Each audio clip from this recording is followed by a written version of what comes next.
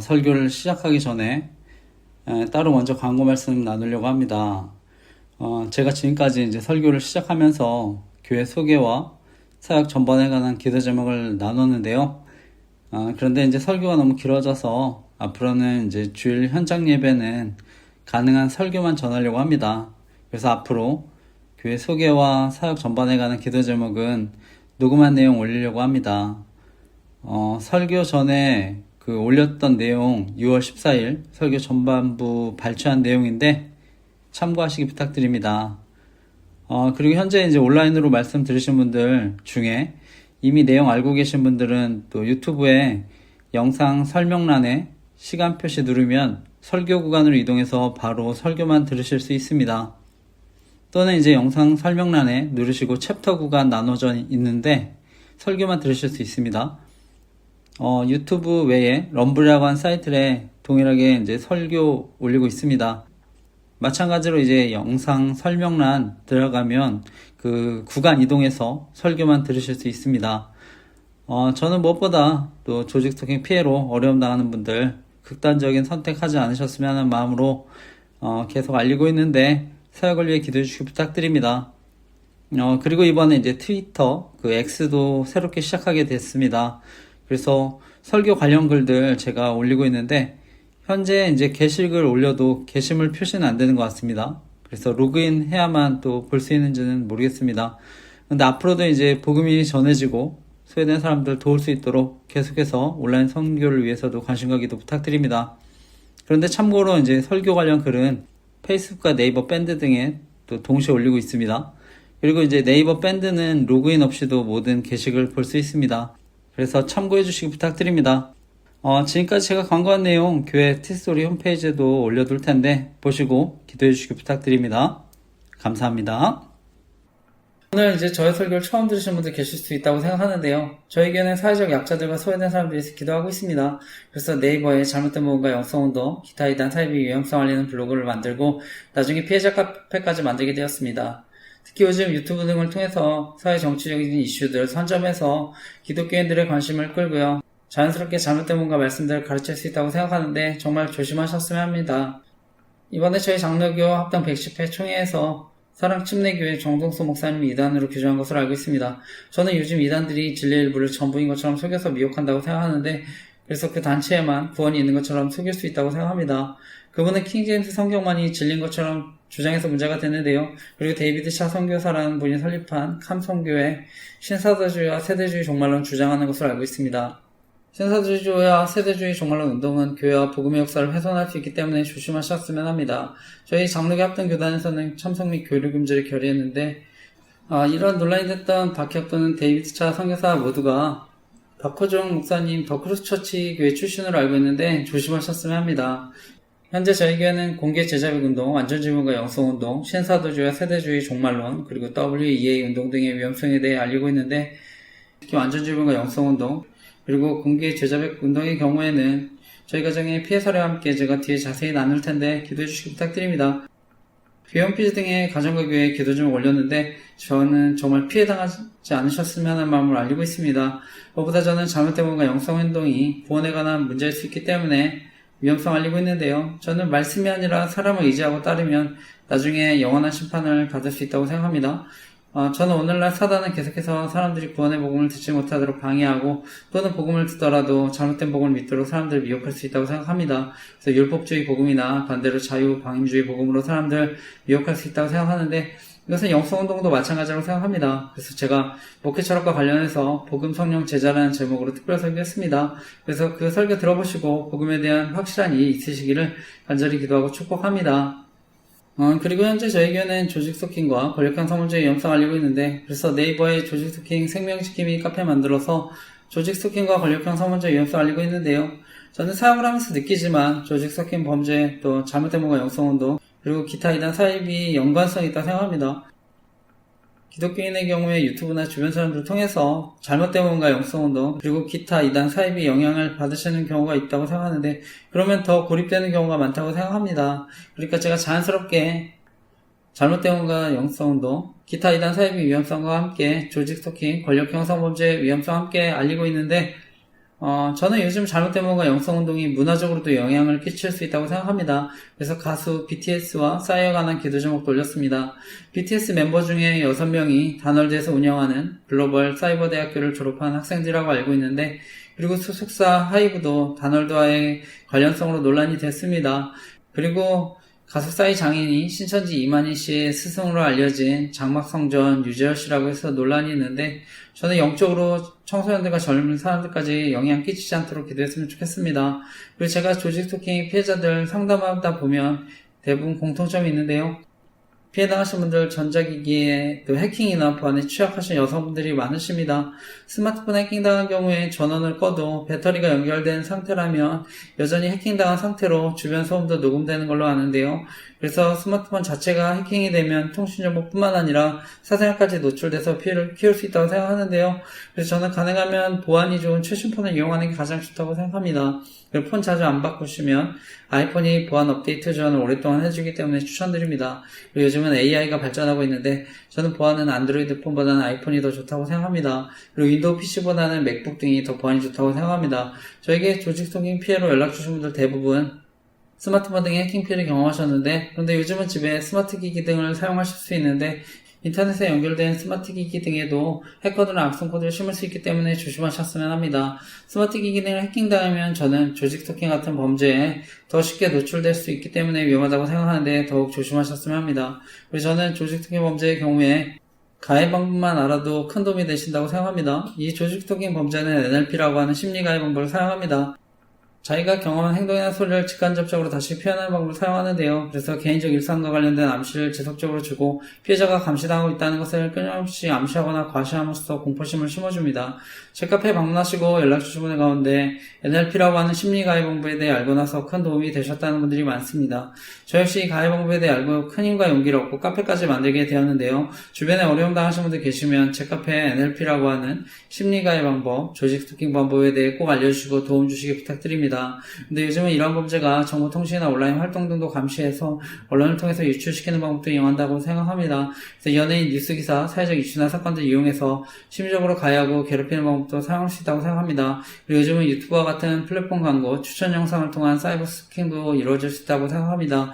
그래서 이러한 사이버 스토킹이 의심되시면 유튜브 등을 사용하실 때 로그아웃 해두시고 유추 정보도 꺼주시기 바랍니다. 그리고 가능하면 유료 VPN도 설치하셨으면 합니다. 저의 경우는 유튜브 채널에 통계 조작도 당한다고 생각하는데요. 그래서 조회수가 오르지 않기도 하고 심지어 갑자기 줄어든 것을 발견하기도 했습니다. 그래서 관련 사진과 함께 기도 제목도 올렸습니다. 그래서 사역에 방해받지 않도록 기도해 주시기 부탁드립니다. 참고로 제 설교는 유튜브 럼블 사이트 동시에 올리고 있습니다. 그래서 둘 중에 하나 이용해서 또 들으시기를 바랍니다. 그리고 페이스북, 네이버 밴드, 스레드 등에 매주 주일 설교 관련한 내용도 올렸었는데 인스타그램과 연동됐던 스레드는 전부 정지가 됐습니다. 새로 만든 개인 스레드도 설교 관련 내용 올리지 않아도 정지가 됐는데요.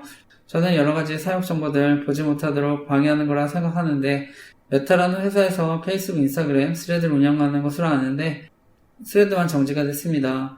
사역에 방해받지 않도록 기도해 주시기 부탁드립니다.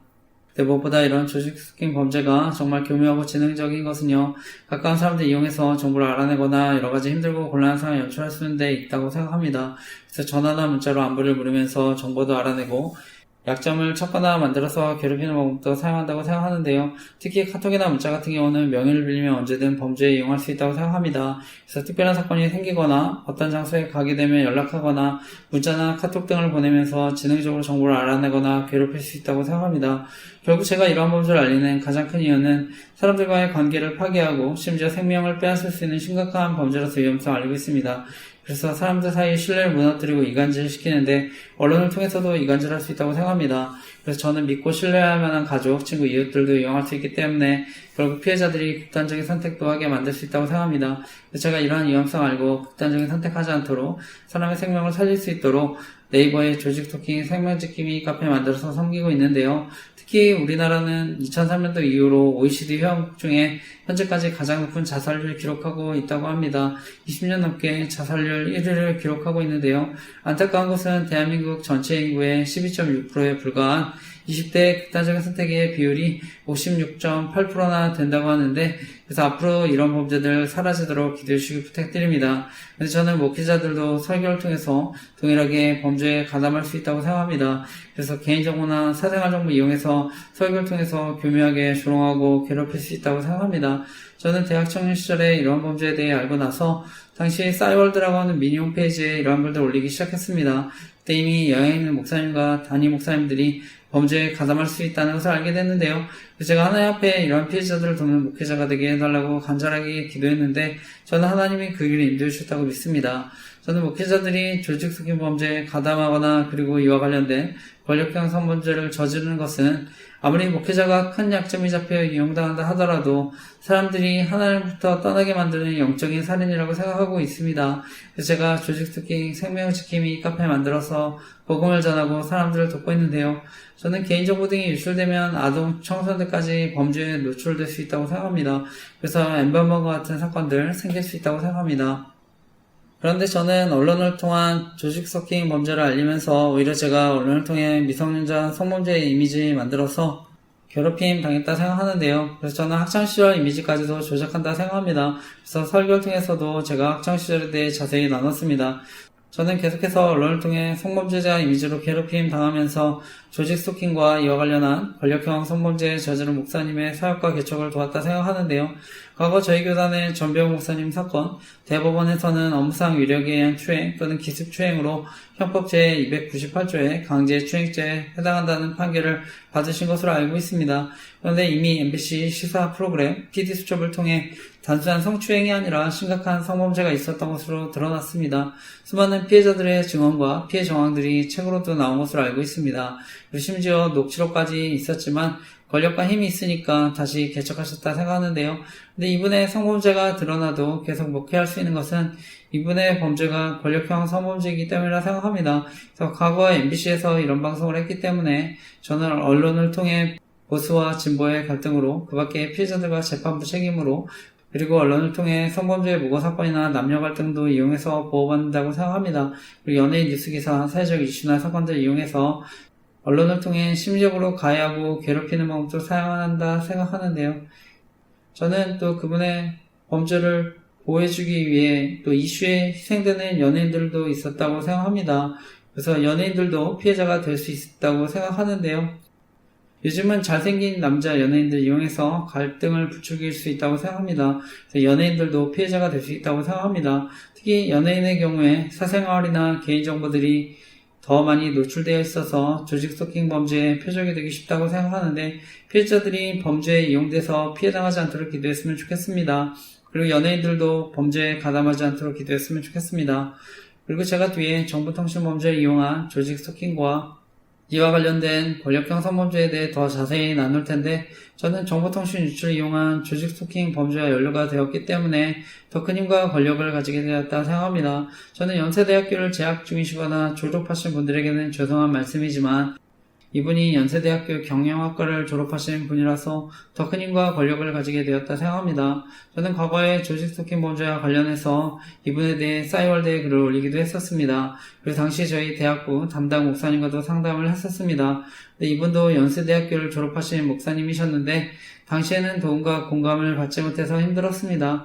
근데 저는 같은 연세대 출신이라 하더라도 언론을 통해서 괴롭힘 당할 수 있다고 생각합니다. 그리고 같은 교회 성도들이라 하더라도 피해를 당할 수 있다고 생각합니다. 그래서 과거 조직 스토킹 범죄와 관련해서 저의 피해 사례에 대한 글도 썼는데 당시 전병 목사님 심우하셨던 삼일교회 간사님, 제가 이런 회사에 입사하신 적이 있었는데요. 저는 그분이 나쁜 분은 아니라고 생각하지만 불편했는데 저는 언론을 통해 그분도 피해자가 될 수 있겠다는 생각했습니다. 그래서 누구든지 피해자가 될 수 있다고 생각하는데 앞으로도 피해자들이 생기지 않도록 기도해 주시기 부탁드립니다.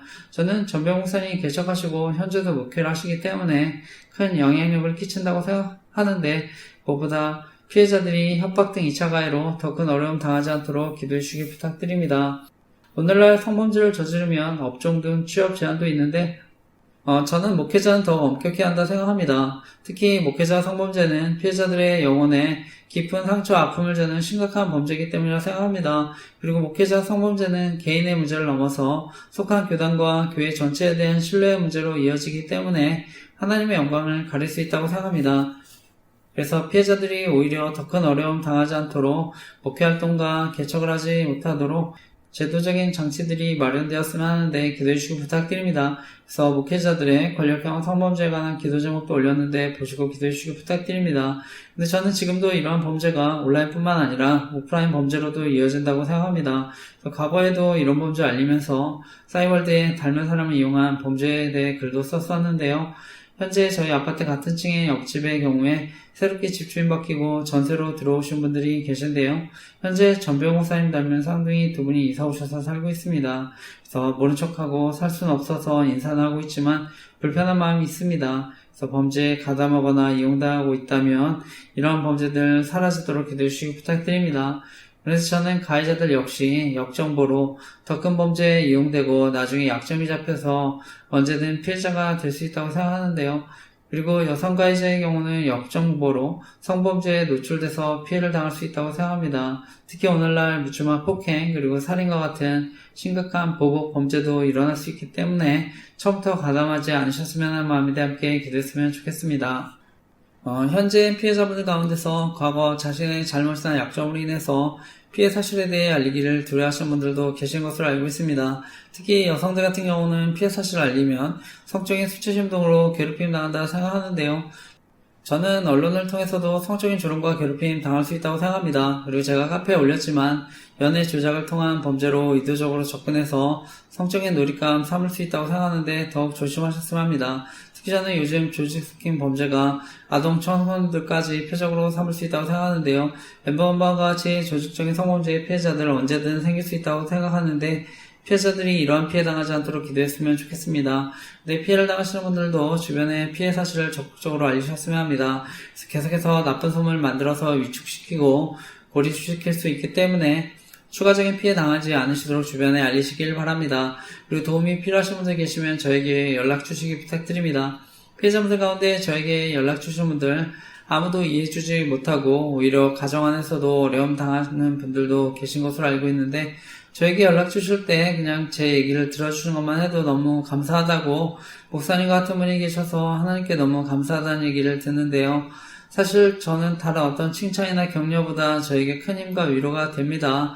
그래서 이들이 더 나쁜 생각하지 않도록 한 사람의 생명이라도 더 구할 수 있도록 피해자들을 돕는 목회자로 부르신 것에 대해 너무 감사한데 그렇기 때문에 제가 피해자들이 여러 가지 어려움으로 극단적인 선택하지 않도록 제가 이렇게 시간을 들여서 설교 전에 자세히 범죄를 알리고 있는데 사역을 위해 기도해 주시기 부탁드립니다.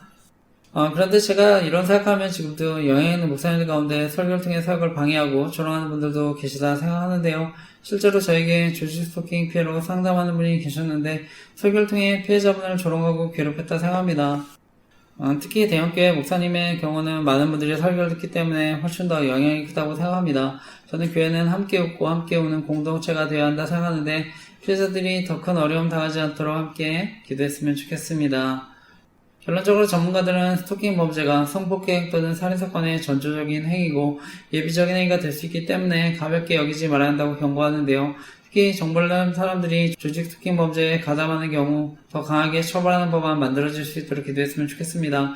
그리고 아동 청소년 범죄 강하게 처벌할 수 있도록 기도했으면 좋겠습니다. 무엇보다 주변 사람들까지 큰 피해를 줄 수 있는 심각한 범죄이기 때문에 이러한 범죄에 가담하는 사람들 처벌도 받고 사라지도록 함께 기도했으면 좋겠습니다. 정말 대한민국이 안전하고 행복한 나라가 되도록 함께 기도해 주시기 부탁드립니다. 저는 이러한 심각한 범죄들이 보호받는 것 자체가 오늘날 교회를 조롱하고 복음이 전해지지 못하도록 방해하는 사단의 큰 계략이라 생각합니다. 저는 오늘날 세상의 타락은 결국 교회의 타락이고 저와 같은 목회자들과 영적 지도자들의 타락이라고 생각합니다. 그래서 무엇보다 목회자들과 영적 지도자들이 범죄에 가담하는 것은 사회에 더 큰 악영향을 끼친다 생각하는데 정말 이러한 범죄들 사라지도록 기도해 주시기 부탁드립니다. 그래서 무엇보다 정말 바른 복음이 전해지도록 기도해 주시기 부탁드립니다.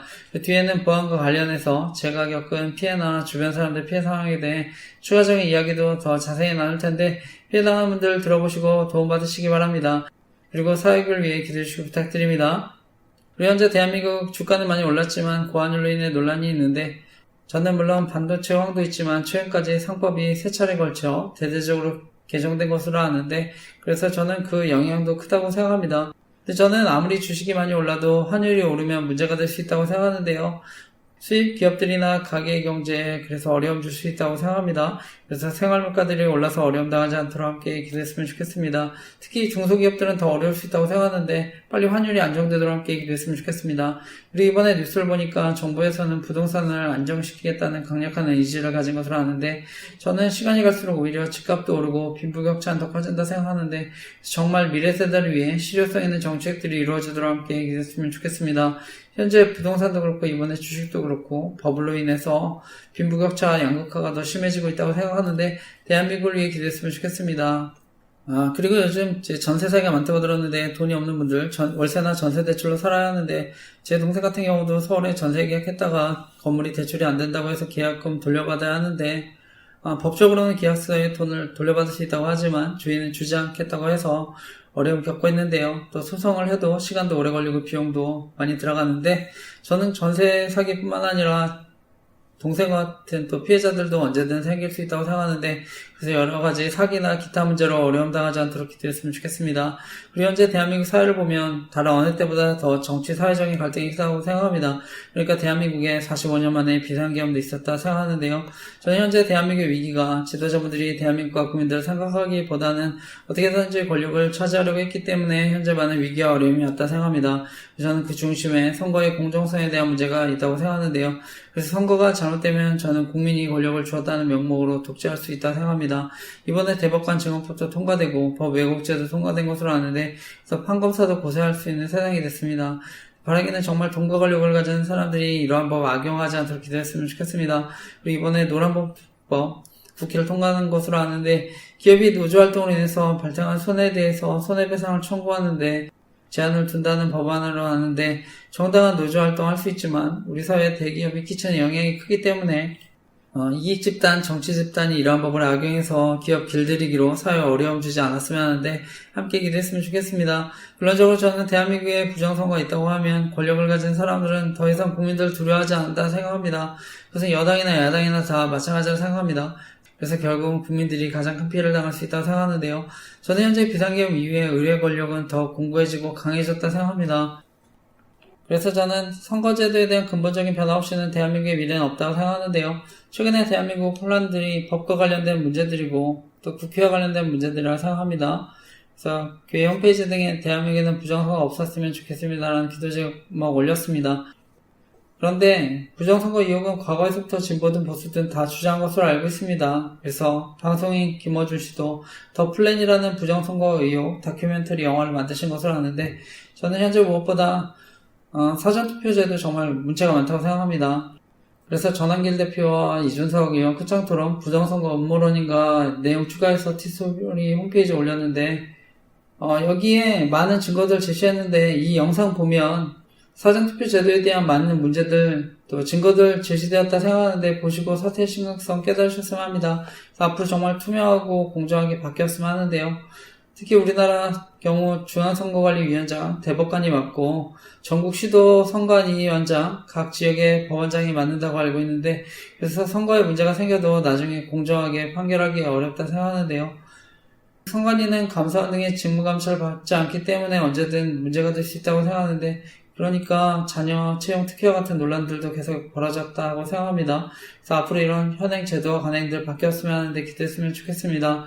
독일의 경우 전자개표 해킹 위험성 알고 수작업으로 바꾼 것으로 알고 있는데 저는 대한민국도 공정하고 투명하게 바뀌었으면 하는데요. 대한민국의 투표의 공정성이 회복되도록 함께 기대했으면 좋겠습니다. 저는 여당이든 야당이든 잘하는 부분도 있고 못하는 부분도 있다 생각합니다. 그런데 현재 대한민국 사회는 너무 양극화되었다 생각합니다. 특히 진보와 보수의 갈등으로 진영놀이가 굉장히 심하다 생각합니다. 그래서 이념이나 지역 갈등 끌어들이고 요즘은 세대와 남녀 갈등도 이용한다 생각합니다. 근데 무엇보다 국민의 안전과 생명, 정치적으로 이용되지 않았으면 하는데 과거 우리나라는 세월호 사건이나 무한공항 참사 등을 겪었습니다. 그리고 이번에 군대는 합참에서 장성 전원과 2년 이상 근무한 중령 대령 교체한다는 기사도 봤는데 저는 국민들의 생명과 안전 그리고 안보에 공백이 생기지 않았으면 하는데 함께 기도했으면 좋겠습니다. 과거 하나님은 이스라엘 죄악 가운데 심판하실 때 공의를 행하고 진리를 구하는 사람을 찾으신다고 하셨는데 바라기는 공의가 세워지고 진리가 선포되는 나라가 되도록 기도했으면 좋겠습니다. 과거 영국에는 기독교 정치인 윌리엄 밀워퍼스의 헌신과 노력으로 노예제도가 펼치게 되는데요. 저는 영국에 윌리엄 밀워퍼스와 같은 사람이 있었기 때문에 영국이 프랑스와 같이 폐해혁명이 아니라 복음의 혁명이 일어난 줄 믿습니다. 바라기는 정말 대한민국의 하나님을 경외하는 지도자들이 세워지도록 함께 기도했으면 좋겠습니다. 그리고 오늘 저의 설교를 처음 들으시는 분들 계실 수 있다고 생각하는데 저에게는 온라인 선교도 하고 있습니다. 그래서 정말 예수님 모르시는 분들 복음을 듣고 예수님 영접하셨으면 하는 마음으로 말씀 전하고 있습니다. 특히 유튜브 재생 목록에 온 세상을 변화시킬 큰 기쁨의 좋은 소식이라는 재생 목록이 있는데 그 중에는 범사역을 인정하라는 제목의 간증 설교도 나눴습니다. 제가 군생활 시절에 잠언 3장 1절에서 6절 말씀하고 많은 은혜를 누렸는데요. 그래서 제가 어떻게 하나님의 은혜를 받고 누렸는지를 간증한 설교입니다. 저는 과거 청주에서 군생활을 하면서 하나님의 은혜를 경험하고 다시 이곳 청주에 와서 개척을 하게 돼서 하나님께 너무 감사한데 그래서 저는 청주가 저의 제2의 고향이라는 마음을 살고 있습니다. 저는 원래 경기도 김포가 고향인데요. 김포의 강릉김씨 집성촌에서 자랐습니다. 그리고 어릴 때 시골의 작은 지하교회에서 예수님 영접하고 이후에도 계속 신앙생활을 해왔는데 하나님이 함께 하신다는 것을 믿지 못했습니다. 근데 나중에 청주에서 군생활을 하면서 하나님이 함께 하신다는 것을 깊이 깨닫게 됐는데요. 그래서 제가 어떻게 하나님 은혜를 경험하게 되었는지를 나눈 특별 설교인데 예수님 모르시는 분들 꼭 설교 들어보시고 예수님 영접하셨으면 합니다. 저는 교회 다니셔도 하나님에 대한 회의와 의심 가운데 계신 분들도 말씀을 통해 위로와 회복을 경험하셨으면 하는데 정말 누군가에게는 이런 말씀들이 삶을 변화시킬 놀라운 말씀이 될 줄 믿습니다. 저는 지금도 복음의 능력은 온 세상을 변화시킬 놀라운 큰 기쁨의 좋은 소식인 줄 믿습니다. 그리고 저희 교회는 큐티 설교 또는 묵상 노트 그리고 감사일기 쓰기를 권하고 있는데 저는 경건의 훈련이 없으면 영적인 성장도 없다고 생각합니다. 큐티를 통해 내가 직접 말씀을 읽고 묵상하고 기도하고 또한 설교 또는 묵상 노트를 기록하면서 그것을 삶에 적용해 보려고 노력하고 그리고 감사일기를 통해 하나님께 영광을 돌리면서 하나님의 인도하심을 경험하는 것이 중요하다고 생각하는데 저는 은혜를 받는 것도 중요하지만 그 은혜를 늘 간직하고 풍성하게 누리는 것이 더 중요하다고 생각합니다. 그래서 하나님과의 깊은 교제를 통해 무엇보다 복음의 능력을 더 깊이 경험하는 이 있으시기를 간절히 기도하고 축복합니다. 무엇보다 하나님과의 교제가 의무가 아니라 정말 그 자체로 기쁨이 되시기를 간절히 기도하고 축복합니다. 저는 힘들었던 군생활 시절에 특별히 중보기도 모임을 통해 많은 은혜를 누렸는데요. 그 위에도 계속 중보기도 모임을 통해 많은 은혜를 누리고 지금도 목사님들과 중보기도 모임을 하고 있는데요. 어쨌든 제대하고 그의 2003년도 여름에 수련회에서 예수님을 인격적으로 만나 변화된 삶을 살게 되었다 생각합니다. 그리고 그동안 힘들고 어려웠던 시절에도 하나님이 저를 붙드시고 인도하신 것이 믿어지니까 저에게 의미 없는 하루가 단 하루도 없다는 것을 알게 됐습니다. 그래서 그때부터 지금까지 밀렸을 때도 있지만 하루도 빠지지 않고 감사일기를 써오고 있는데 저는 좋은 일에 대해서도 감사하지만 저의 부족함과 연약함을 발견할 때도 감사하고 있습니다. 그래서 지금까지 많은 은혜를 누리고 있는데요. 그리고 그 후에 저는 당시 온라인을 통해 싸이월드라고 하는 미니 홈페이지에 복음도 전하고 말씀 묵상도 나누게 됐습니다. 그래서 은혜를 경험한 이후에 저는 20대 때서부터 말씀과 복음을 온라인이든지 오프라인이든지 전했다 생각하는데요. 2006년도에는 제가 캄보디아 선교 다녀오면서 킬링필드라는 곳에 가서 위령탑도 보고 톨슬랭이라고 하는 감옥도 보면서 밖에 많은 북한의 성도들과 교회를 위해서 기도했습니다. 그리고 남북한의 복음적인 평화통일을 위해서도 기도했는데 그리고 그 이후에 저는 미디어의 중요성을 알고 미디어가 건강입니다 라는 글을 쓰기도 했습니다. 당시 싸이월드에 사진과 함께 묵상에 통해 여러 가지 글들을 올렸는데 현재는 그 중에 대표적인 글과 사진 교회 홈페이지에 올렸습니다. 그래서 보시고 기도해 주시기 부탁드립니다. 현재 저는 주안의 교회 그리고 한 사람 지자 선교회라는 이름으로 온라인 선교도 하고 있는데 한 사람의 중요성을 강조하기 위한 것이기도 하고 또한 한 사람의 미디어로서의 중요성을 강조하는 것이기도 한데 저는 이 세상이 저와 여러분의 노력으로 바뀌거나 달라지지 않을 수 있다고 생각합니다. 하지만 복음을 통해 우리의 태도는 바뀔 수 있는데요. 하나님은 특별히 저와 여러분은 하나님과 소통하고 교제하는 미디어로 창조하셨습니다.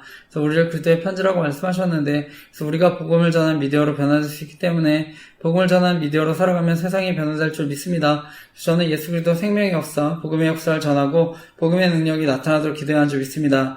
예수님은 하나님 나라는 우리 안에 있다고 말씀하셨는데, 그래서 우리가 가는 곳, 우리의 영향이 미치는 곳이 하나님 나라가 되는 줄 믿습니다. 어쨌든 하나님은 그 이후에도 계속해서 저를 사용하셔서 미디어 사역의 열매를 맺게 해주신 줄 믿습니다. 저는 특히 이단의 위험성에 대해서는 많이 알려졌지만 잘못된 무언가 영성운 등의 위험성에 대해서는 잘 모를 수 있다고 생각해서 위험성을 알리고 있는데 조직 스토킹과 같은 범죄에 이용될 수 있기 때문에 위험성을 알리고 있습니다. 특히 저는 판교에 있는 김양재 목사님이 심하시는 우리들 교회가 대표적으로 큐티 세미나를 통해 공개 제자교육 훈련을 하고 있는 교회라서 위험성을 알리고 있습니다. 잘못된 영성운동의 경우에는 명백하게 이단이라고 하기에는 어려운 부분이 있는데 그래서 오히려 더 위험할 수 있다고 생각합니다. 그래서 저명 교수님과 총장님들 세미나 설교에 초대해서 공개 죄자백 같은 훈련을 지지하는 것처럼 홍보에 이용할 수 있다 생각합니다. 실제로 저희 가정이 큰 어려움을 겪었다 생각하는데요. 그래서 저희 주례해주셨던 총신대학원 신대영 교수님이셨던 박영규 목사님 초청받아서 강의도 하신 것으로 알고 있습니다. 그때 아내는 주례해주신 목사님이 공개 제자백 운동 지지한다고 해서 문제가 됐는데 나중에 목사님도 이용당한다고 생각해서 더 이상 참여하지 않는다고 하셨는데요. 가능한 속지 않으셨으면 하는데 함께 기도해 주시고 부탁드립니다. 저는 이런 공개 제자백 같은 훈련들이 또한 저희 교회가 알리고 있는 조직 스토킹 범죄에 이용당할 수 있다고 생각해서 위험성을 알리고 있습니다. 그래서 누군가에는 약점이 돼서 사람을 노예로 만들 수 있다고 생각합니다. 그리고 나중에 피해를 당해도 피해 사실을 알리지 못하고 오히려 협박당할 수 있다고 생각하는데요. 그리고 여성들 같은 경우는 성범죄에 노출될 수 있다고 생각해서 위험성을 알고 있습니다. 무엇보다 저는 아이들과 청소년들까지 피해를 당할 수 있다고 생각해서 위험성을 알고 있는데 정말 피해당하지 않도록 함께 기도해 주시고 부탁드립니다. 현재 저희 가정의 경우에는 아내가 우리들 교회 청주 지역 여성 모임에 참여하면서 갈등을 빚게 되었는데요. 원래 아내가 청년 때 유성 목사님이 심하셨던 선화목적교회에 다녔는데 현재 유성 목사님 선화목적교회 은퇴하시고 위드 지저스 미니스터라고 하는 선교단체를 섬기시는 것으로 알고 있는데 당시 선화목적교회 유성 목사님이 주최하는 순회선교단이라는 선교단체에서 잘못된 뭔가 공개 제자백 같은 훈련을 받고 영향을 받았습니다. 당시 순회선교단의 김용희 선교사라는 분이 가르치는 복음, 내가 죽고 예수로 사는 복음을 강조하는데 저는 저희가 알고 있는 은혜의 복음이 아니라 생각합니다. 그래서 저는 복음이 잘못됐기 때문에 명백한 이단이라고 생각하는데요. 현재 정류교 합신교단은 교리금지하고 제가 속한 장로교 합동교단에서는 참여금지했습니다. 그런데 결국 현재 아내는 비슷한 훈련한 모임에 다시 참여하고 있는 것인데요. 저는 보통 이단에 한번 빠지셨던 분들 동일한 복음을 가르치거나 비슷한 훈련한 교회에 더 빠지게 된다 생각합니다. 그리고 이러한 잘못된 복음과 영성운동이 결국 계속해서 사람들에게 신앙적으로 완전하지 못하다는 죄의식과 두려움 갖게 만들어서 계속 자신들 따르게 만든다 생각합니다. 그래서 자신들이 가르치는 복음과 훈련만이 이러한 죄의식과 두려움 해결해 줄 수 있는 것처럼 속이고 신격화, 교조화시킬 수 있다고 생각하는데 그런데 이것은 결국 율법주의 복음으로 사람들 속이는 거라고 생각합니다. 그래서 위험할 수 있다고 생각해서 완전주의 복음과 영성운동의 위험성을 알리고 있습니다. 그리고 그 밖에 잘못된 뭔가 영성운동의 위험성을 알리고 있는데요. 저는 순회선교단의 김용희 선교사라는 분이 가르치는 복음, 내가 죽고 예수로 사는 복음을 저는 유성 목사님도 동일하게 가르쳤다고 생각합니다. 동일하게 위험할 수 있다고 생각하는데요. 실제로 유성 목사님이 가르치는 복음과 영성운동이 저희 가정에 큰 어려움 끼쳤다 생각합니다. 결혼하고 나서 알게 됐지만 아내가 가족들에게 공개 제자백하면서 복음을 전해서 큰 문제를 일으켰던 것을 알게 되는데 처음에 장인어른하고 장모님 앞에서 공개 제자백하고 장모님은 다른 가족들에게 하지 말라고 했지만 나중에 처남과 처자 앞에서도 공개 제자백하면서 복음을 전한 걸로 알고 있는데요. 그리고 결혼하고 나서는 장인어른은 큰 부자셨는데 히말라야 등반하시다가 고산 증세로 안타깝게 돌아가시게 됐습니다. 그러니까 이제 상속을 결정해야 할 때가 있었는데 처남은 모든 재산을 갖고 싶다고 하고 장모님은 아내와 처제에게 상속을 포기하라고 설득했는데 아내가 장녀고 처남은 아내보다 6살 어렸습니다. 아내는 갑자기 상속 포기하는 게 하나님 뜻이라고 해서 저는 당황했는데요. 그런데 당시 아내는 선화목적교회 유성 목사님 설교 듣고 친한 사람들과 영성일기라고 하는 공개일기를 쓰면서 자신의 믿음과 신앙을 간증했습니다. 제가 그것을 쓰지 말라고 했는데 지금은 예수동행일기라는 이름으로 바꾼 것으로 알고 있습니다. 처남이 장모님도 살아계신데 장모님 이용해서 모든 재산을 달라고 하는 게 성경적이지 않다고 생각하고 나중에 문제가 될 수 있다고 생각했습니다. 그리고 결국 처남은 장모님 모시겠다고 했지만 결국 모든 것을 다 상속받고 현재 따로 나와 살고 있는 것으로 아는데요. 그리고 아내는 우리들 교회에 소개받고 자신을 이해하고 위로받을 수 있는 훈련과 공동체에 더 빠지게 되었다 생각합니다. 당시 저는 아내가 유성 목사님에게 종교적인 가스라이팅을 당했다 생각합니다. 근데 저 개인적으로도 신대원을 가서 사역할 때 조직적인 스토킹도 경험하고 그분이 저를 거짓 선지자인 것처럼 설교를 통해서 괴롭혔다 생각하는데요. 근데 저는 오히려 그분이 잘못된 뭔가 영성운동을 가르친다고 생각했습니다. 어쨌든 현재 아내는 공개 제자백하는 우리들 교회 소개받고 계속 갈등이 있는데 그런데 아내가 저도 우리들 교회 모임에 계속 끌어들이려고 했었습니다. 그래서 함께 훈련받아야 가정에 산다고 하면서 강제로 1년 6개월 별가당기도 하고 그리고 나중에 저를 정신병원에 강제 입원시키려고도 했었습니다. 그리고 강제 입원시키기 위해 우리들 교회 모임에서 기도를 부탁한 것으로 알게 됐습니다. 제가 모임에 직접 찾아가서 얘기도 했는데 아내 편을 들고 조롱당했다 생각합니다. 근데 나중에 정신병원에 강제 입원시키려고 했던 게 처남과 장모님 계획이었다는 것을 알게 됐는데요. 그리고 당시 처남의 경제적인 지원도 있었던 것으로 알고 있습니다. 그런데 아내도 계속해서 조직 속인 피해자들 돕지 못하도록 정신과 치료받자고 괴롭혔는데 심리적으로 가하기 위해 이해할 수 없는 행동들을 해서 힘들고 괴로울 때가 있었습니다. 저는 당시 아내도 범죄에 가담할 수 있겠다는 생각을 해서 그리고 우리교회 공개 제자별 훈련이 조직 속인 같은 범죄에 이용될 수 있겠다는 생각을 해서 간절히 기도했습니다. 저는 기본적으로 아내가 분별력과 판단력이 떨어진다 생각합니다. 이미 종합심리검사라도 나타나는데 어쨌든 저는 사역도 계속 방해받고 도저히 이대로는 안 되겠다 생각해서 소송을 해서라도 정리하려고 했었는데요. 근데 아내가 주례해주신 목사님 앞에서 미안하다고 하고 우리 교회 모임 정리하겠다고 약속해서 다시 살게 됐는데 근데 거짓말한 걸 알게 됐습니다. 그래서 별거 중에 소송까지 하니까 너무 힘들어서 결국 우리 교회 모임 정리하겠다고 한 건데 제가 소송도 취소하고 이제 어려움 없어지니까 아내는 이런 상황 이용해서 계속 우리 교회 모임 참여해야 한다 생각합니다. 그리고 우리 교회에서도 아내에게 계속 연락해서 끌어들여야 한다 생각하는데요. 그런데 주례해주셨던 박윤규 목사님은 아내가 너무 힘들다고 연락하니까 결국 아내에게 합의한 내용은 다르지만 우리 교회 목장 모임에 참여한다 하더라도 관여하지 않겠다 얘기하신 것을 아는데요. 그러나서 아내는 점점 더 마음대로 행동한다 생각합니다. 그래서 어떤 때는 대놓고 집에서 우리 교회 설교 틀어놓고 있어서 당황하기도 하고요. 우리 교회 큐티에서 큐티책 버렸는데 이후에 크게 싸웠습니다. 화해한다고 했는데 여전히 계속 자신은 우리들 교회 모임 나가겠다고 해서 답답했는데요. 그런데 공개 제자별 훈련뿐만 아니라 유튜브에 보면 신사도주의와 세대주의 종말을 운동하는 선교단체에도 빠졌던 적이 있었습니다. 데이비드 선교사 캄 선교사에 훈련하는 성경 공부를 온라인으로 했는데 그때도 아내가 몰래 성경 공부하다가 걸려서 책을 버렸는데요. 그래서 이후에 신사도주의와 세대주의 종말론 위험성에 대해 알리는 글도 써서 홈페이지에 올렸습니다. 어쨌든 만약 제가 공개 제자별 훈련이 정말 성경적이고 좋은 훈련이면 아마 저희 교회도 적극적으로 출연했을 거라 생각합니다. 그런데 지금도 많은 목사님들 우려하는 훈련이고 저도 신앙 잠시인상 앞으로 문제가 될 수 있다는 것을 알기 때문에 결코 추천할 수 없는 훈련인데요. 저는 우리가 성령의 감동가 필요해서 물론 저를 고백할 수 있다 생각합니다. 하지만 어디까지나 그것은 특별한 상황인데 저는 요즘 이단들은 진리의 일부를 전부인 것처럼 속인다고 생각합니다. 그리고 이것은 잘못된 영성운동도 마찬가지라 생각하는데요. 과거 논란이 됐던 전두환 대통령 손자 전원 씨가 공개적으로 자신의 죄를 자백해서 문제가 됐습니다. 그 아버지 전재홍 씨가 제가 계속 알리고 있는 아내 관련한 판교에는 김양재 목사님이 심하신 우리 교회 전도사님이었는데 저는 어떤 정치적인 문제, 이관계 떠나서 가정과 사회의 문제를 일으킬 수 있다 생각합니다. 저는 무엇보다 저희 아이가 아내에게 신앙적으로 영향을 받을 수 있기 때문에 그것이 가장 큰 걱정이라서 기도하고 있습니다. 그리고 아내가 학원에서 아이들 가르치는데 영향을 끼칠 수 있다고 생각해서 기도하고요. 주변 사람들도 아내에게 우리 교회 소개받고 피해당하지 않으셨으면 하는 마음을 알리고 기도하고 있습니다. 그래서 잘못된 뭔가 영성운동의 위험성 알리는 블로그 만들고 나중에 피해자 카페까지 만들게 되었습니다.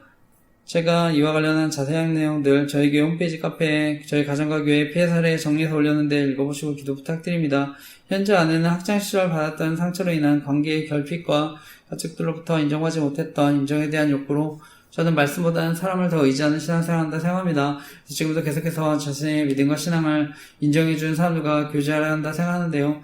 현재 아내가 매주 상담센터에서 상담하는데 저희 교단은 아니고 장로교 통합수 교회 권사님과 상담을 하는데 저도 그분을 만나뵙지만 제가 느끼기에 계속 상담하고 싶으니까 그냥 들어주는 거지 바른 조언은 안 한다 생각합니다. 그래서 이번에도 상담받고 와서 우리교회 모임 계속 나가겠다고 해서 답답했는데요. 아내와 오랫동안 알고 지냈던 휠체어 타시는 멘토 목사님 계신데 그분도 저희 교단은 아닌데 이런 분들이 계속 자신을 지지해준다고 하는데 정말 주변에 좋은 교제권 주시도록 기도해 주시기 부탁드립니다. 그리고 아내가 조직적인 범죄와 관련해서 가담하거나 이용당하고 있다면 이 문제도 해결해 주시도록 기도해 주시기 부탁드립니다. 저는 이러한 피해를 겪는 당사자들이나 가족들 그리고 사랑하는 이웃들 아니면 정말 그 고통 이해하기 어렵다 생각합니다. 저는 저희 가정과 같이 어려움 당하는 분들 그리고 기타 이단 사이비로부터 피해당하는 분들 조직적인 피해로 어려움 당하는 분들 연락 주시면 제가 피해사를 함께 게시해드리고 기도하겠습니다. 주변에 많은 이단들 활동하고 있는데요. 특히 신천지 같은 경우는 경고문이 있어도 계속해서 신문을 두고 하는 경우가 많았는데 저는 무엇보다 젊은이들과 청소년들 이단에 빠지는 것이 너무나 안타까운데요. 특히 대학교 주변에 많은 이단들이 활동하는 것 같아서 안타까운데 주변에 이단으로 어려움 당하신 분들과 가정들 있으면 기회가 되면 함께 예배도 드리고 성경도 공부했으면 하는데 사역을 위해 기도해 주시기 부탁드립니다.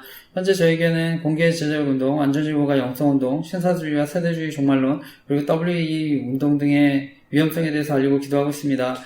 그 가운데 WEA라고 하는 세계복음주의연맹 운동의 위험성을 알리고 있는데 저는 복음주의라는 이름으로 혼합된 믿음과 신앙운동으로 사람들을 미혹할 수 있다 생각합니다. 그래서 과거 WC라고 하는 교회 일치운동과 마찬가지로 위험할 수 있다고 생각해서 위험성을 알리고 있는데요. 이 WEA가 WCC와 로마 카톨릭과 함께 동반자로 가고 있기 때문에 이런 포용주의 운동 조심해야 한다 생각합니다.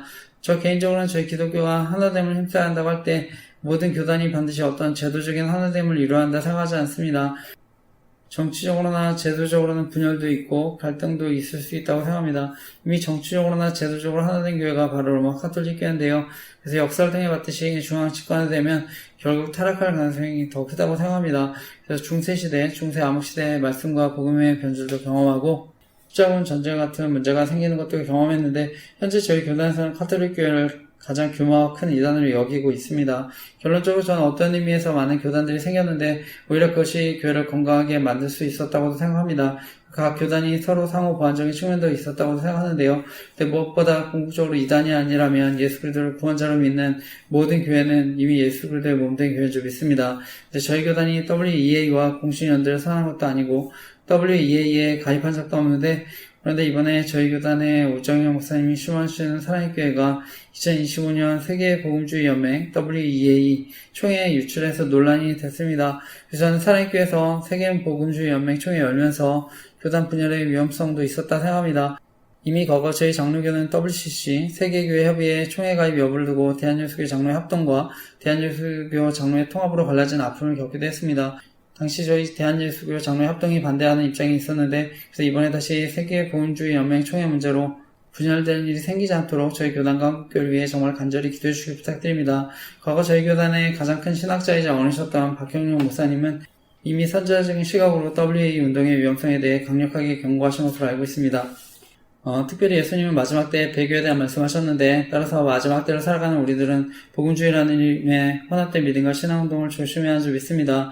제가 자세한 내용, 복음주의라는 이름의 혼합된 믿음과 신앙운동을 조심했으면 좋겠습니다라는 기도를 올렸는데 네이버 블로그 교회 티스토리 홈페이지에 올렸는데 교회 티스토리 홈페이지에서는 권리침해 신고를 당했습니다. 그래서 저희 신대원 교수님이셨던 문묘 교수님의 WEA에 관한 입장문도 추가해서 올렸는데 영상 보시고 꼭 기도해 주시기 부탁드립니다. 저는 과거 하나님의 은혜를 제대하고 대학 청년 시절에 사랑교회에서 훈련받고 나중에 목회자로 성장하게 됐는데요. 사랑교회는 옥하능 목사님이 개척하시고 나중에 저희 교단과 한국교회를 대표하는 가장 여유있는 교회 가운데 하나가 됐습니다. 저는 옥하능 목사님 살아계실 때 설교를 통해서도 은혜를 받고 나중에 제자훈련 지도자 세미나 칼세미를 통해서 영상이지만 옥 목사님의 목회 철학과 강의를 듣고 큰 은혜를 누렸는데요.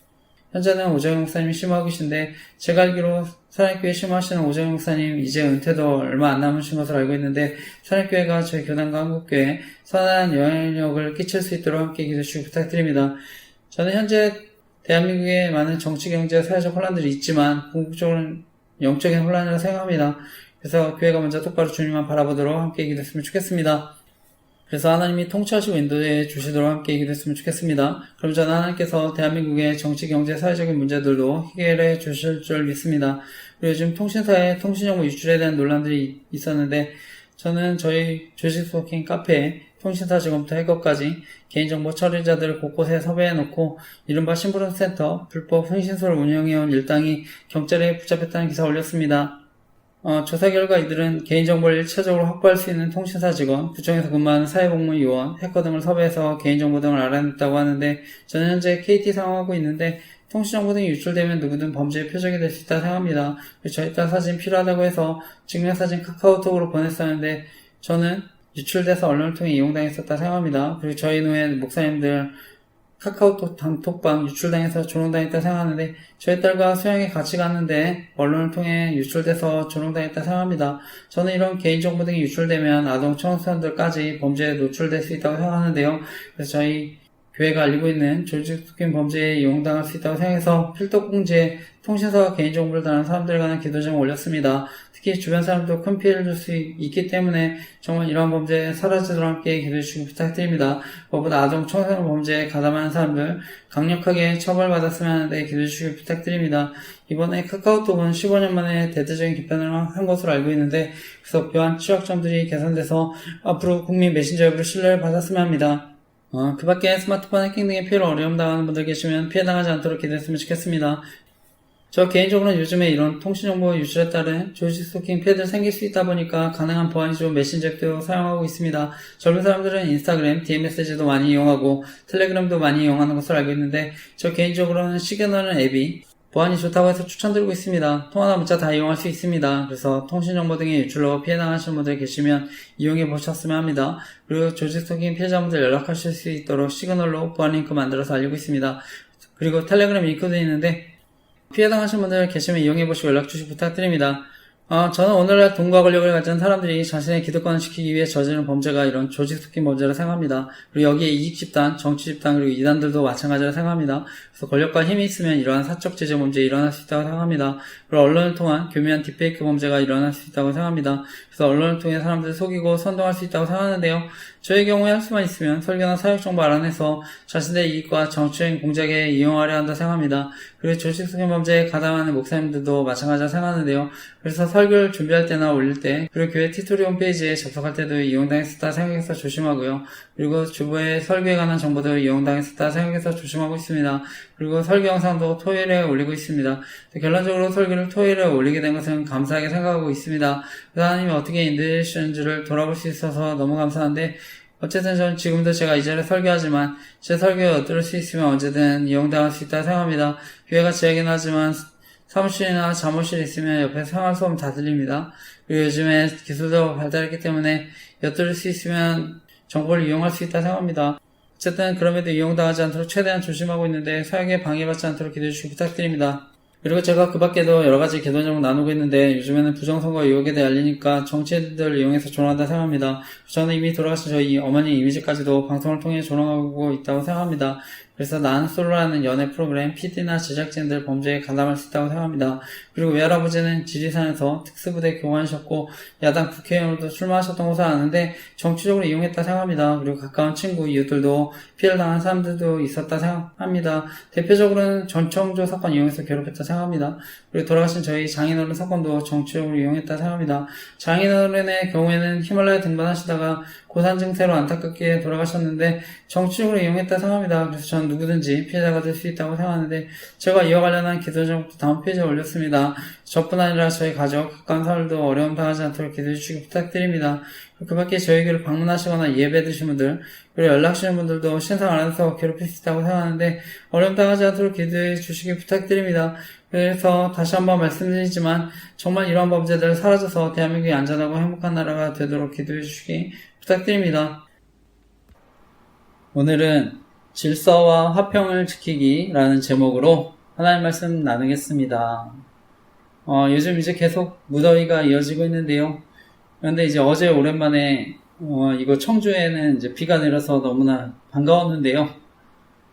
요즘 이제 휴가철이라서 또 많은 분들 휴가도 떠나시고 또 계획 중에 계신 분들도 많으실 텐데 또 많은 분들 또 회복과 쉼 누리시기를 또 기도합니다.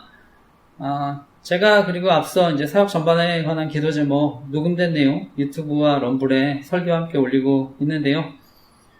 저는 조직 스토킹과 이와 관련된 성범죄의 위험성 알리는 내용들 자세히 올렸습니다.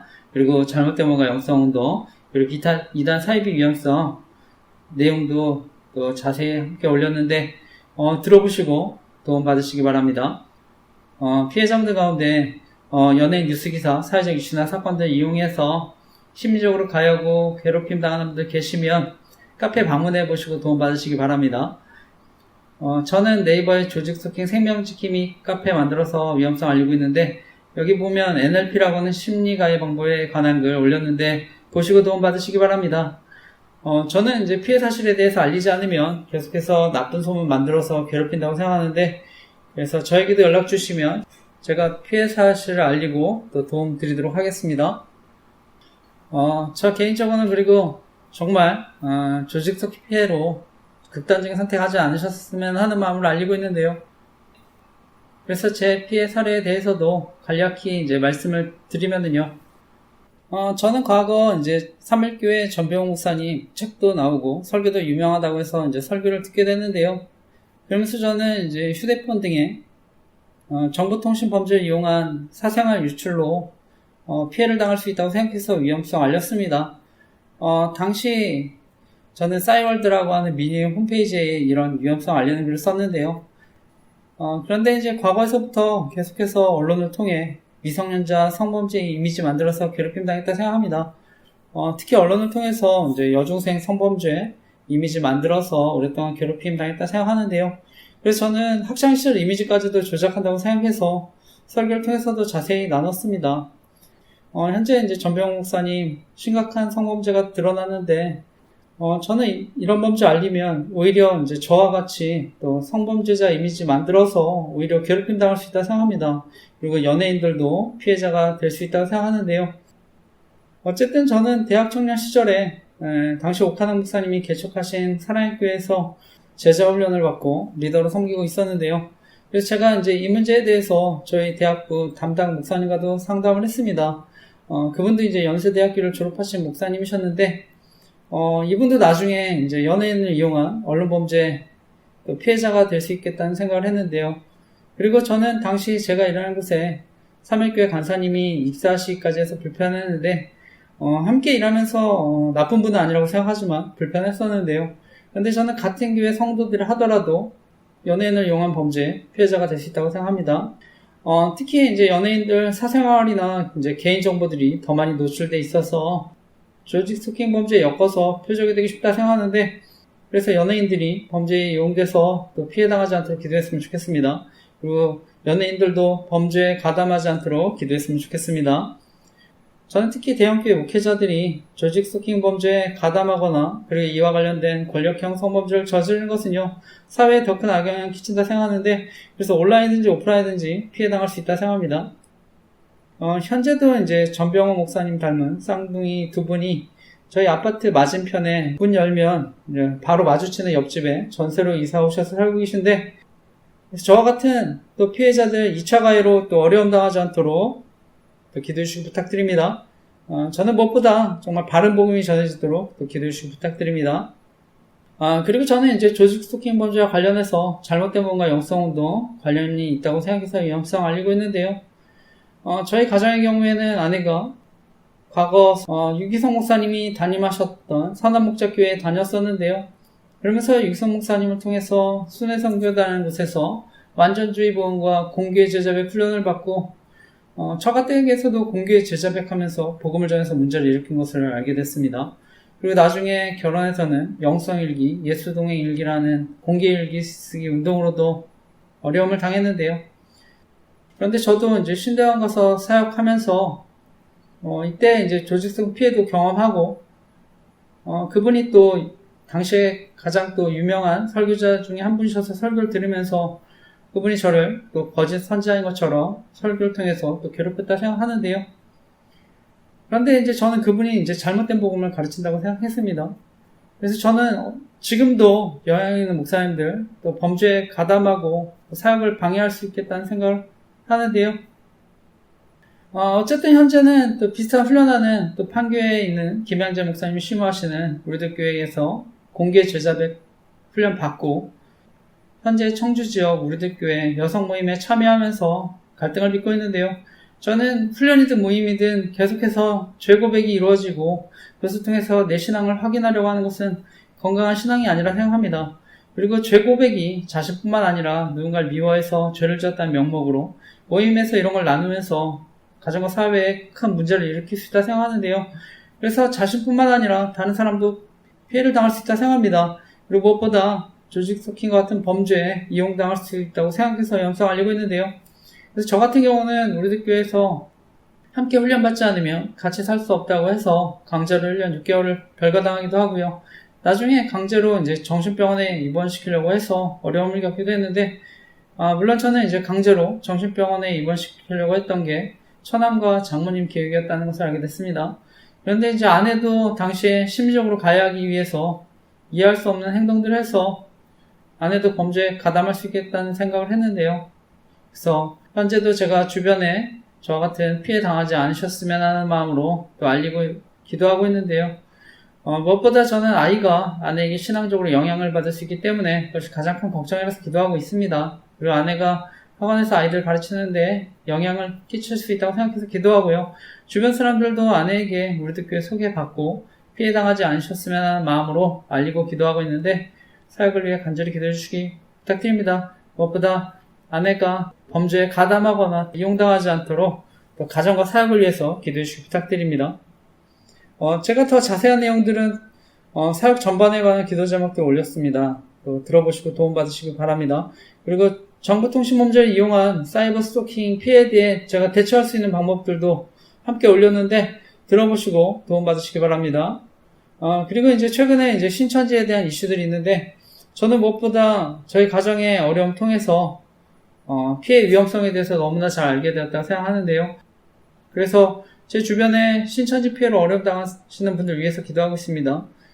주변에 이제 이단, 또 신천지 피해 예방에 관한 좋은 자료가 있어서 알려드리려고 하는데, 유튜브의 기독신문 CTV 채널에 보면 이단 백신 톡톡이라는 영상이 있는데, 이단 전문가 진용식 목사님 나와서 설명해 주시는데, 저희 교단 목사님이신데 피해 당하시는 분들, 또 가정 있으시면 찾아서 영상 보시고 도움 받으시기 바랍니다. 그래서 바라기는 잘못된 무언가 영성운동 그리고 이단 사이비로부터 어려움 당하지 않도록 또 함께 기도했으면 좋겠습니다.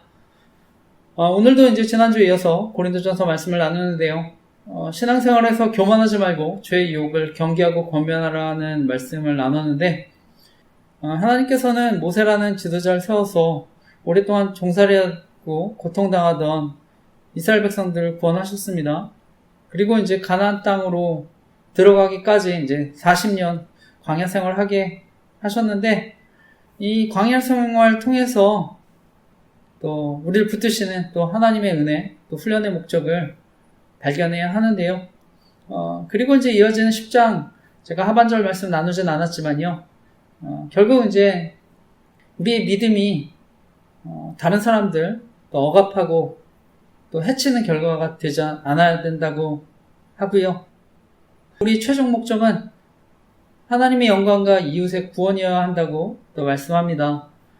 그리고 오늘 이제 이어지는 말씀, 11장 말씀을 나누는데, 다시 이제 오늘 바울이, 고린도 교회가 직면했던 신앙생활에 있어서 중요한 문제들을 다시 이제 다루게 됩니다. 그래서 오늘은 예배에 관한 이제 말씀 시작하게 되는데, 오늘 말씀의 제목은요, 질서와 화평을 지키기라는 제목으로 하나님 말씀 나누려고 하는데 오늘도 말씀을 통해 하나님이 저와 여러분 교훈하시고 이번 주도 말씀 붙잡고 살아갈 때 하나님의 사랑과 인도하심을 경험하는 저와 여러분 되시기를 간절히 기도하고 축복합니다. 그리고 저는 새로운 믿음 분들이나 교회를 오래 다니셔도 말씀에 대해 어려워하실 수 있는 분들 계실 수 있다고 생각하는데요. 성경이 어렵게 느껴지시는 분들 다른 버전의 쉬운 성경도 읽으셨으면 합니다. 그래서 말씀을 통해 더 깊은 은혜 누리시기를 간절히 기도하고 축복합니다. 오늘 제가 여러분과 나누고 싶은 핵심적인 교훈은요. 우리는 하나님의 질서 속에 세상의 어떤 상식, 또 질서들을 지키고 또 이웃을 배려하며 살아가야 한다는 것입니다. 오늘 말씀은 이제 고린도 교회가 직면한 이제 신앙생활의 중요한 문제들에 대해서 또 바울이 이제 답변을 하는데요.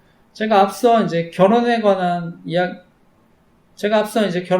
말씀도 드렸고, 우상잼을 먹는 문제에 대해서 말씀을 드렸습니다. 오늘은 이제 예배와 관련된 말씀인데요. 오늘은 예배 때, 여성들이 그 당시에 이제 머리를 쌌던 그런 예배포 착용에 대한 말씀을 다룹니다. 오늘, 고린도전서 11장 2절에서 16절 말씀, 다시 함께 읽어보겠습니다. 시작.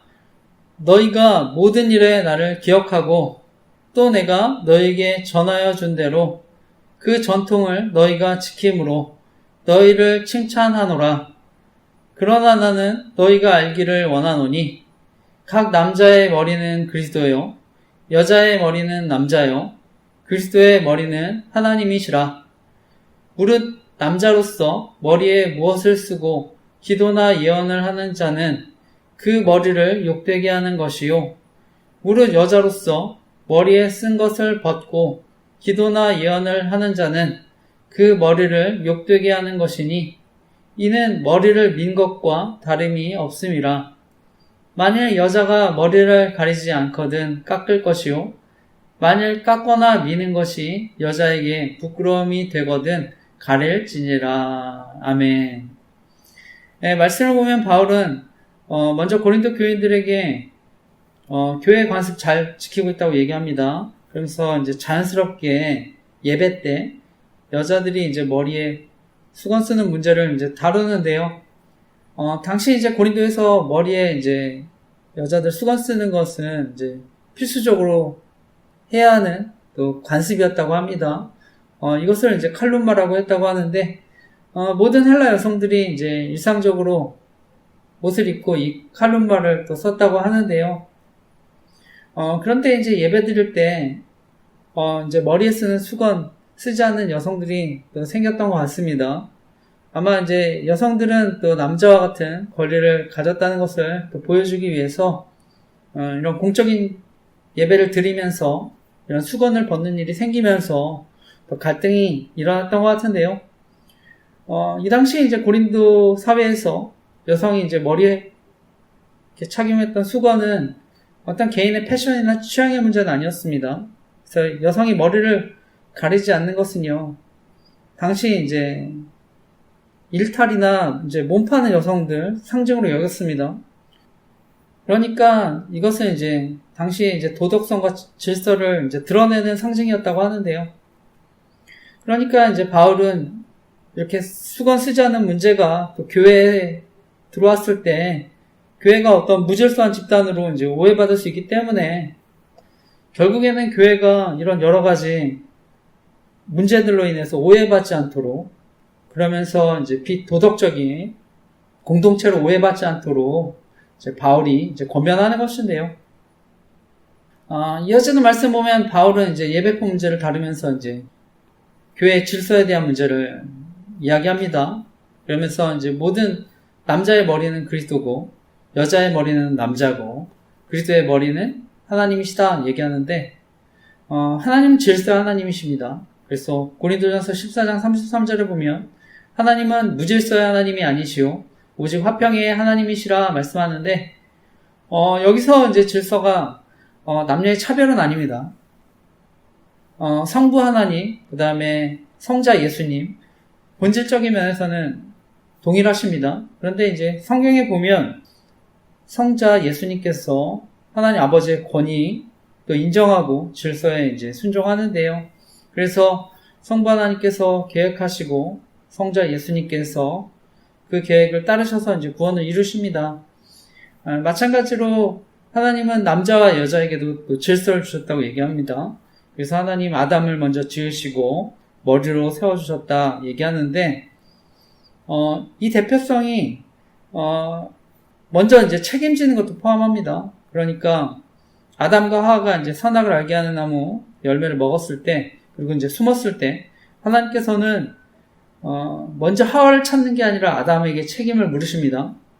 그래서 아담아 내가 어디 있느냐 그러면서 책임을 물으시는데요.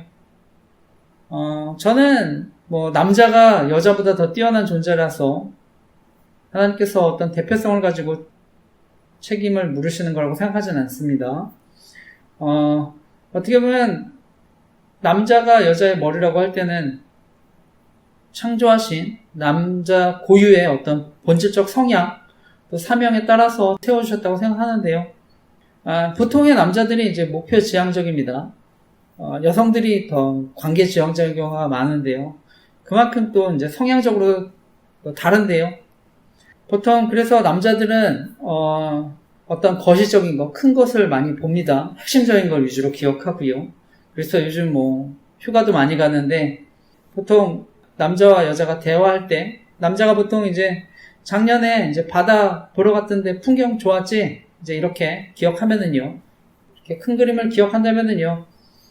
여자들은 당시의 날씨나 옷차림, 또 주고받았던 어떤 감정들, 이런 디테일까지도 이제 생생하게 기억해냅니다. 쇼핑할 때도 마찬가지죠. 남자는 보통 특정 브랜드나 옷을 정해두고 이제 쇼핑하는 경우가 많습니다. 그래서 목표를 정해서 그 매장에 들어가서 그냥 원하는 옷을 발견하면 입어보고 그냥 사이즈 맞으면 5분 만에 결제하고 나오는데요.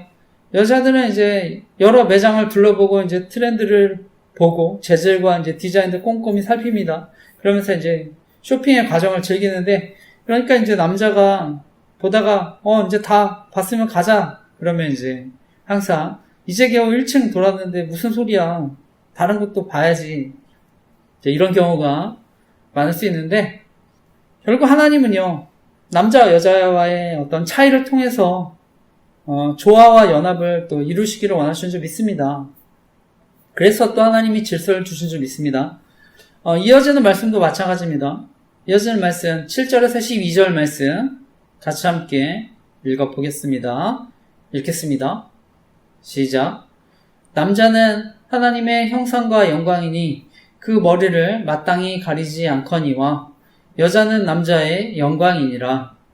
남자가 여자에게서 난 것이 아니요 여자가 남자에게서 났으며 또 남자가 여자를 위하여 지음을 받지 아니하고 여자가 남자를 위하여 지음을 받은 것이니 그러므로 여자는 천사들로 말미암아 권세 아래에 있는 표를 그 머리 위에 둘지니라. 그러나 주 안에는 남자 없이 여자만 있지 않고 여자 없이 남자만 있지 아니하니라. 이는 여자가 남자에게서 난 것 같이 남자도 여자로 말미암아 났음이라. 그리고 모든 것은 하나님에게서 났느니라. 아멘. 이어지는 말씀을 보면 남자는 하나님의 형상과 영광이라고 얘기합니다. 그리고 여자는 남자의 영광이 된다고 하는데요. 여기서 영광이 누군가를 비춰주고 그 존재를 완전하게 또 완성해주는 역할을 의미합니다. 그런데 이제 오늘 말씀을 보면 남자가 하나님의 형상이고 영광이라고 하는 표현이나 여자는 남자의 영광이라고 하는 그런 표현들, 이런 표현들을 두고 또 여성의 인권을 억압하는 표현이고 교회가 이제 이런 표현을 가지고 사회적 차별을 한다고 또 비판하는 경우도 있다고 생각하는데요. 오늘날 이제 성평등 이슈가 굉장히 또 민감한 시대입니다. 그래서 오늘 같은 본문, 교회가 이제 남녀를 차별한다고 그리고 정당화한다고 이제 비판하기도 하는데, 중요한 것은 성경의 질서는요, 지배나 억압을 뜻하는 상하 관계가 아닙니다.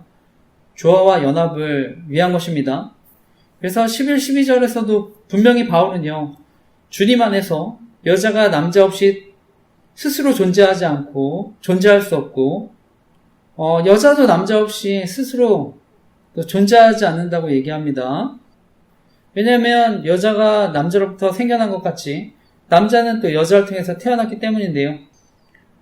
그래서 바울은 두 성별이 서로에게 필수적이고 하나님 앞에서 또 동등한 존재라고 분명히 얘기합니다. 그런데 이제 어디까지나 생물학적인 성별의 차이가 있습니다. 또 구조적인 역할의 차이도 있다고 하는 것인데요. 저는 오늘날 어떻게 보면 이런 조화들이 무너지면서 많은 문제들이 또 일어나게 되었다고 생각합니다.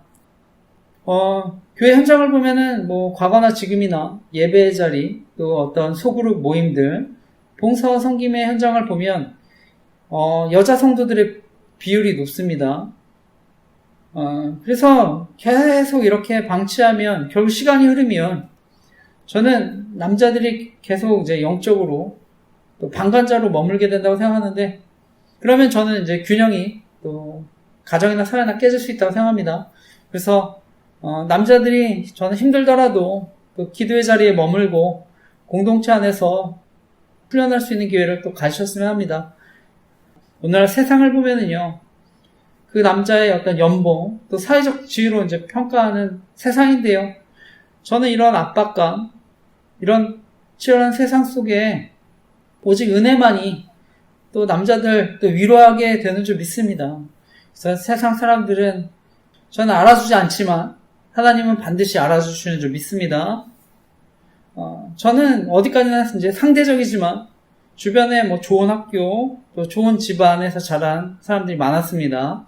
그러니까 저는 비교의식, 또 열등감 속에서 살았는데요. 그런데 제가 또 수련회 통해서 하나님 깊이 만나고 제 스스로를 사랑하게 되고 자존감을 회복했는데요. 그러니까 그러면서 하나님이 또 자연스럽게 리더십으로 세워주셨다고 생각합니다. 그래서 나중에 또 제대하고 제가 이제 사랑교회에서 훈련도 받고 리더로 섬기고 총신대 신학대학원 들어가서는 또 대의원 총무로, 그리고 KR이라고 하는 그 기도회에서 또 3학년 대표로도 섬겼는데요. 그리고 나중에 이제 개척해서 이렇게 말씀을 나누고 있는데, 저는 이제 과거의 저의 모습을 생각하면은요, 비교의식과 열등감 속에 살았던 저의 모습만 생각하면 사실 지금 이렇게 말씀을 전하고 있는 것은 저는 상상도 할 수 없다 생각합니다. 그래서 바라기는 저는 뭐 여름에 이제 휴가도 좋지만 또 기회가 되면 또 수양회와 같이 또 영적으로 성장하는 시간이 있으면 가정들 또 참여하셔서 또 은혜 받으셨으면 합니다. 그래서 특별히 또 하나님이 주시는 자존감 또 회복하셨으면 합니다. 그리고 단순히 이제 주일 예배, 형식적인 예배에 참여하는데 그치지 않고 저는 기도에도 참여하고 훈련도 참여하고 그러면서 또 교회에서 소그룹 리더로도 섬기시고 또 교회 봉사도 많이 하셨으면 하는데요. 그래서 더 많은 영적 축복 누리시기를 바랍니다. 특별히 이제 성경적인 관점에서 하나님이 남편에게 가정의 축복관을 주셨습니다. 그래서 가정의 제사장으로서 아내와 자녀 또 하나님 이름 축복할 수 있도록 또 거룩한 특권 주셨는데 저는 바라기는 정말 가정의 남편들 또 영적으로 바로 서서 하나님의 사랑, 평강 흘려보내는 정말 축복의 통로 되시는 저와 여러분 되시기를 간절히 기도하고 축복합니다. 오늘 마지막 말씀도 결국은요. 하나님이 허락한 또 교회 질서, 화평을 지킬 것을 강조하는 말씀입니다. 오늘 마지막 13절에서 16절까지의 말씀도 같이 함께 읽어보겠습니다. 읽겠습니다. 시작. 너희는 스스로 판단하라. 여자가 머리를 가리지 않고 하나님께 기도하는 것이 마땅하냐? 만일 남자에게 긴 머리가 있으면 자기에게 부끄러움이 되는 것을 본성이 너희에게 가르치지 아니하느냐? 만일 여자가 긴 머리가 있으면 자기에게 영광이 되나니 긴 머리를 가리는 것을 대신하여 주셨기 때문이니라. 논쟁하려는 생각을 가진 자가 있을지라도 우리에게나 하나님의 모든 교회에는 이런 관례가 없느니라. 아멘. 오늘 마지막 말씀도 결국은 하나님이 허락한 또 질서, 화평을 지킬 것을 강조하는데요. 어떤 교회 회의에서 어떤 사람이 다른 사람에게 화를 냈다고 합니다. 왜 제 의견을 반대하십니까? 상대방이 대답하는데요. 성도님, 우리 사랑으로 합시다. 그러자 이제 화난 사람이 말합니다. 저도 이제 사랑으로 하는 겁니다. 그런데 이제 옆에 있던 사람이 묻습니다. 아니, 그런데 왜 이렇게 목소리가 큽니까? 그러자 그분이 이렇게 대답했다고 합니다. 제 사랑이 뜨거워서 그렇습니다. 저와 여러분, 교회에서 신앙생활하고 또 믿음이 성장하면서 자연스럽게 타인을 이제 억압하는 것이 아니라 저는 타인을 배려하고 또 섬기는 모습으로 나타난다 생각합니다. 당시 이제 사도 바울이 왜 여자들은 이제 예배포를 써야 되는지를 설명했습니다. 그러면서 당시 헬라인들, 남자가 이제 긴 머리를 하는 것 자연스럽지 않다고 얘기하는데요. 여성들과 마찬가지로 어떤 사회적인 또 일탈, 또 남자 매춘부를 연상시키는 경우가 많았기 때문인데, 오늘날 이제 뭐, 여성들의 예배포 착용이나 남자 머리 기르는 문제에 대해서, 지금은 문제가 되지 않습니다. 그러니까 그대로 적용할 필요는 없는데, 하지만 중요한 것은 오늘날에 우리가 또 통상적으로 인정하는 어떤 상식, 또 단정함, 또 예의를 지키는 것은 여전히 중요한 줄 믿습니다. 그래서 바라기는 저 여러분 하나님의 말씀 또 은혜 가운데 질서 또 화평을 지키고 또 이웃과 관계 가운데 또 신뢰를 맺고 살아가는 저와 여러분 되시기를 간절히 기도하고 축복합니다. 무엇보다 정말 하나님의 질서 속에서 또 세상과 조화를 이루며 살아가는 저와 여러분 되시기를 간절히 기도하고 축복합니다.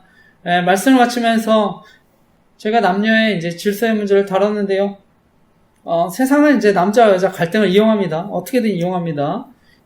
그래서 오늘날 이제 정치적으로 어떤 자신들을 지지하는 그 지지층을 결집시키기 위해서 이러한 남녀 갈등 전략들을 사용한다고 생각하는데요.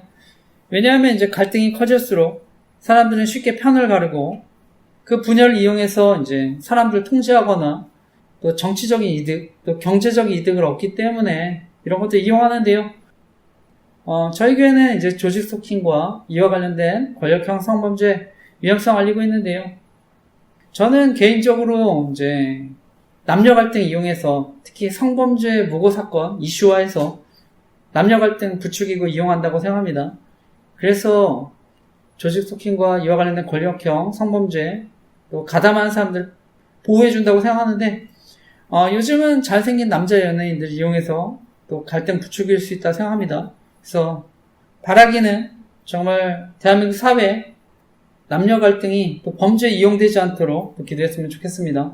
그래서 세상은 이런 남녀 갈등 이용하지만 저와 여러분은 남녀 관계를 서로를 보완하고 서로 소중한 관계로 또 바라보게 만드는 그런 역할을 하는 삶, 또 살아가는 저와 여러분 되시기를 간절히 기도하고 축복합니다. 아멘.